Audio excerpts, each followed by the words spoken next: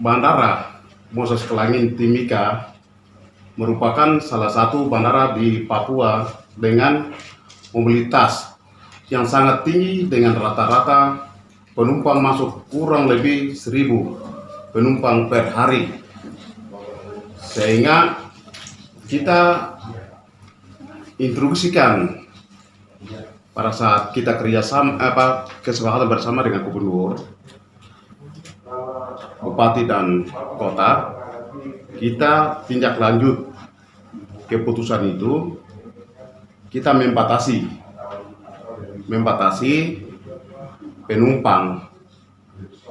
penumpang, sedangkan kargo, barang, kemudian BBM juga dengan barang-barang yang kebutuhan di Kabupaten Mimika itu tetap jalan. Jadi kriteria yang kita buat itu tidak termasuk dalam lockdown.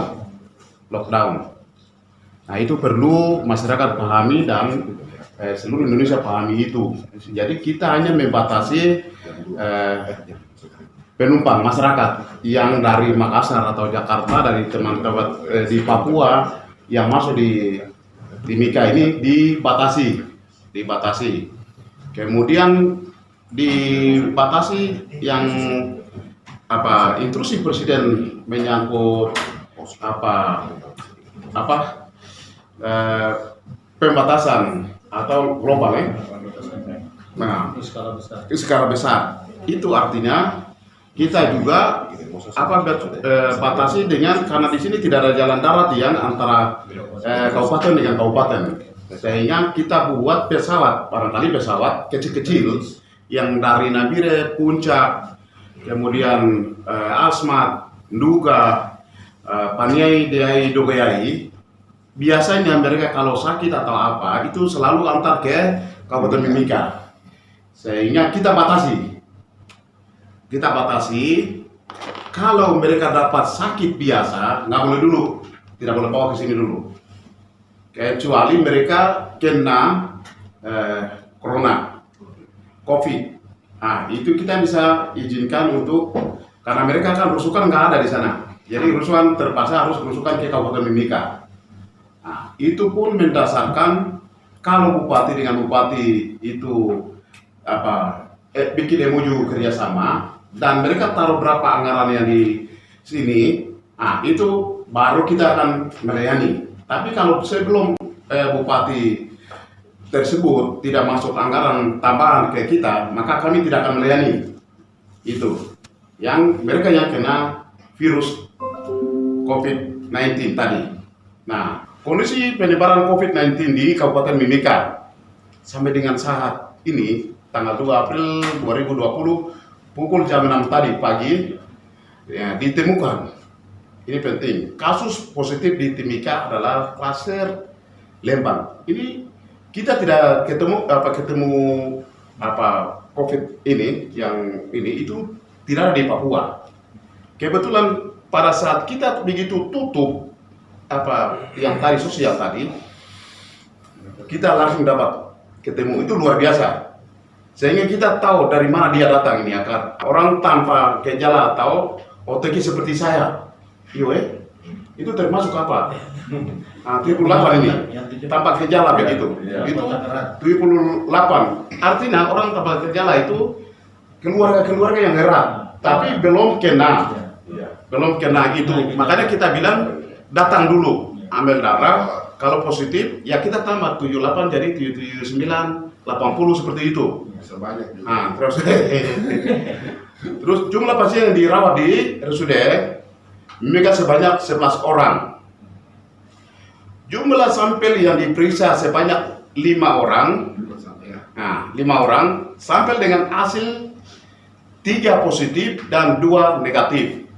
Saya terbaik ya. Nah, rencana hari ini akan dikirim 7 sampel ke Jayapura, terdiri dari 5 tadi. 5 sampel baru dan 2 sampel konfirmasi, karena dia harus 2 kali lagi. Jadi 2 ini yang ibu 2 itu dia kirim lagi. Ibu dengar tuh yang 01 dan 02. Nah, 01 dan 02 itu. Karena mereka hari ini mulai sehat-sehat, duduk-duduk, dan main HP dengan keluarga di luar-luar. Jadi dua itu kita mau tes lagi, kirim lagi, mereka akan kirim hasilnya kembali lagi ke sini. Ternyata kalau dia sudah bagus, maka kita akan bebaskan.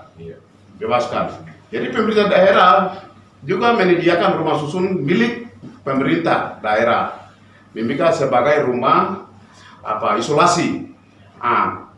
Jadi rumah isolasi yang rumah rusun yang kami siapkan itu bukan orang sakit atau bukan orang yang sudah kena virus corona, bukan.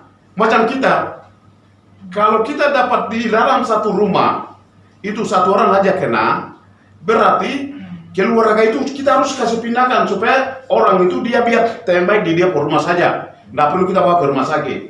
Begitu. Kalau dia sudah kena sampai dia nanti tim akan untuk kontrol terus sampai kalau dia seorang tadi sebut itu sudah memang benar-benar dia positif, maka kita eksekusi ke rumah sakit. Begitu. Jadi tidak boleh keluarga anak kecil kalau sakit, mama jangan jaga anak kecil itu saja bawa ke rumah sakit. Kemudian itu urusannya rumah sakit, dia rawat sampai kalau tidak ini dia meninggal, ya urusannya rumah sakit. Jangan bilang ini kepala suku yang meninggal, jangan bilang juga ini bupati yang meninggal, nggak boleh. Karena kalau itu kan sudah kena virus, tidak boleh lihat lagi. Itu urusannya rumah sakit. Dia bikin bungkus segala macam masuk di peti, tidak boleh keluarga lihat. Langsung bawa ke kuburan pemakaman. Jadi seperti itu. Sehingga kita siapkan tempat sana itu teman-teman yang masih sehat. Tidak boleh sampai mereka kena virus. Sampai batas waktunya tetap 14 hari. Itu aturan yang sudah ditentukan oleh dunia.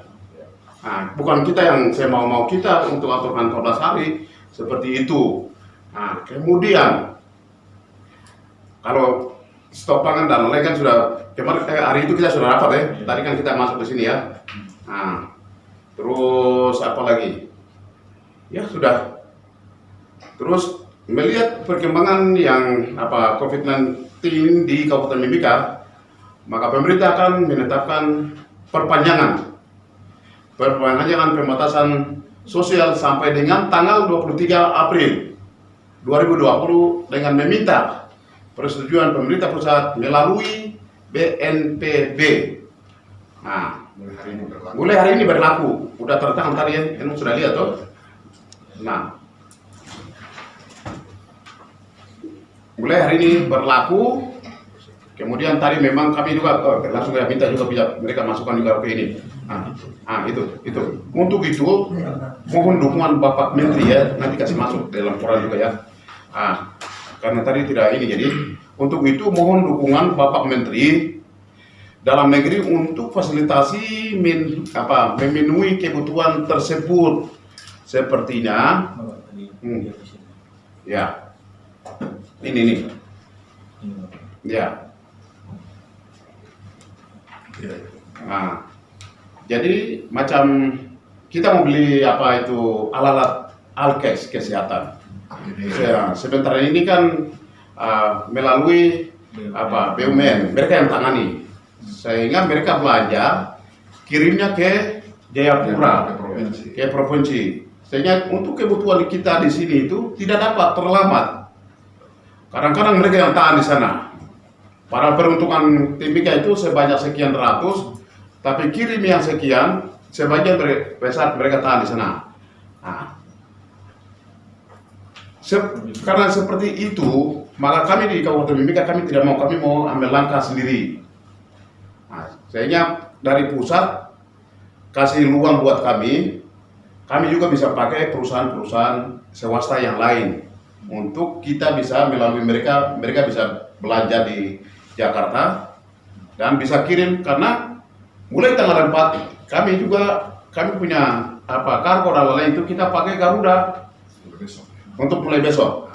Sampai dengan kalau kita punya kasus tadi 5 sampai 7 ini kita lolos dan sukses untuk 7 orang ini tanpa dia meninggal, maka kita bisa buka close pelan-pelan. pelan-pelan untuk orang datang, dan itu semangat buat kita supaya teman-teman yang sementara ini tidak pernah kerja lain-lain setelah di bandara dan kita cek semua begitu penumpang yang datang supaya semangat kerja, jangan sampai itu ada sampai dengan corona seluruh dunia menurun, maka kita akan kembalikan normal. Terima kasih. Berarti ada kebijakan khusus untuk Garuda begitu Pak ya? Ya, kebijakan khusus itu sudah dia lagi bikin. Nah, itu kan kita punya kargo ini sementara ini begini. Kita kan harapkan kemarin kan kita harapkan TNI. TNI punya apa? Hercules. Tapi karena beliau TNI ini bukan melayani hanya di sini aja, seluruh dunia dia layani. Sehingga kalau kita punya barang-barang, kalau kita taruh di bandara Halim atau di Cikareng, kita bisa terlambat.